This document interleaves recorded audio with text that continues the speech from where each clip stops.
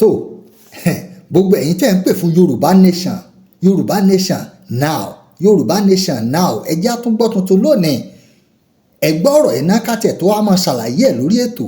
Every citizen of Nigeria is entitled to move freely throughout Nigeria and to reside in any part thereof. ọ̀rọ̀ lẹ́ ń gbọ́ lẹ́nu kan nínú àwọn sẹ́nétọ̀ nílé ìgbìmọ̀ asòfin àgbà lórílẹ̀‐èdè Nàìjíríà tó wá látàgbègbè nọ́ọ̀tì tó jẹ́ wípé láàrin ọ̀sẹ̀ tó kọjá yìí ọ̀rọ̀ màálùú ló ń gbé wá sílé ìgbìmọ̀ asòfin tó sì ń ṣàlàyé àwọn abala kan nínú òfin orílẹ̀‐èdè Nàìjíríà ti ọdún 1999 pé gbogbo ẹnikẹ́ni tó bá jẹ́ ọmọ bíbí orílẹ̀‐èdè Nàìjíríà ó lè lọ ó lè gbé ó lè ṣiṣẹ́ níbikíbi tó bá wù ú láìsí ẹlẹ́yàmẹ̀yà lórílẹ̀‐èdè Nàìjíríà. eléyìí nìkan lára àwọn sẹ́nẹ́tọ̀ yìí ló wá tún gbé wá sílé ìgbìmọ̀ asòfin wípé àwọn màálùú náà wọ́n lè gbébi tó bá wù wọ́n wọ́n lè jẹ síbi tó bá wù wọ́n wọ́n lè lọ síbi tó bá wù wọ́n lórílẹ̀‐èdè Nàìjíríà.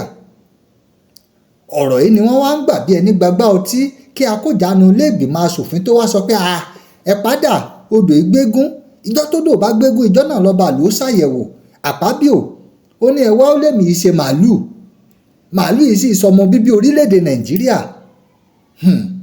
ìdí nìyẹn tí ọ̀pọ̀lọpọ̀ èèyàn fi ń pè fún Yorùbá nation tí wọ́n ṣe ń sọ pé Yorùbá nation la fẹ́. ẹ jẹ́ ká tiẹ̀ gbé yẹ̀wò náà ọ̀wọ́n gógó epo ọ̀wọ́n gógó oúnjẹ gbogbo nǹkan lórílẹ̀‐èdè Nàìjíríà bá a ṣe ń sọ yìí ló gbówó lórí.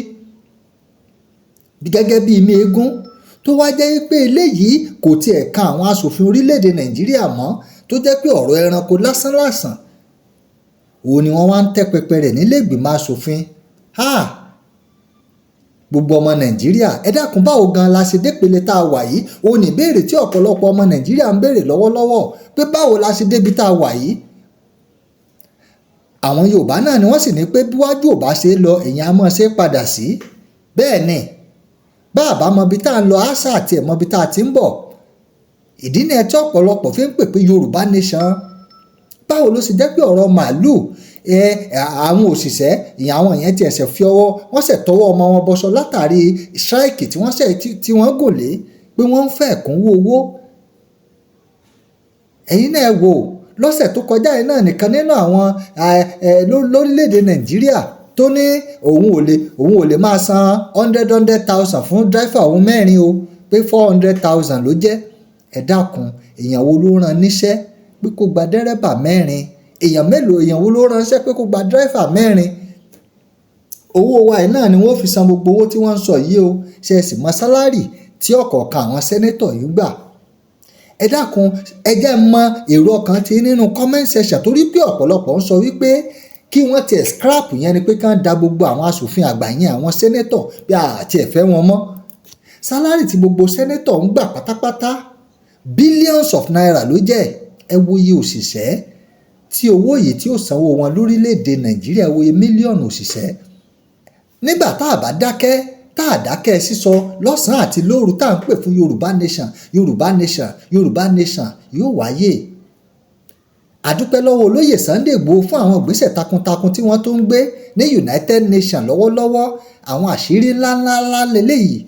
àdúpẹ́ lọ́wọ́ bàbá Akíntóyè torí pé bẹ́ẹ̀ ṣe ń ṣe Ọlọ́run máa fokùn kún okùn yín bàbá ẹ̀ ní kánjú fi álẹ̀ lọ o àwa náà sì ní jámọ́ yín lọ́wọ́ gbogbo apátálá ní Yorùbá nation yóò ṣojú wa tá a kọrin ilẹ̀ wa á na àsíá orílẹ̀-èdè Yorùbá nation sókè láìpẹ́ láì jìnnà.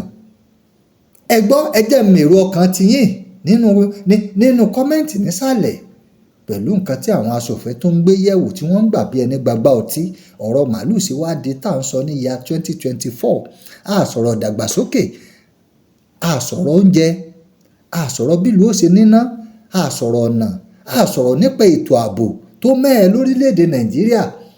ọ̀pọ̀lọpọ̀ gan ò tiẹ̀ ó lójú èèyàn tó láyà tó lè sọ pé òun lọ sí Àbújá pẹ̀lú mọ́tò báyìí. ọ̀pọ̀lọpọ̀ tó ń lọ náà inú fo àyàfo ni wọ́n fi ń rìn. ẹ dákun gbogbo ọmọ Nàìjíríà ẹ máa bá subscribe sórí ìkànnì tá a wà yìí Ìràwọ̀ Yorùbá la pè é àtúnbọ̀ mò ń bọ̀ náà.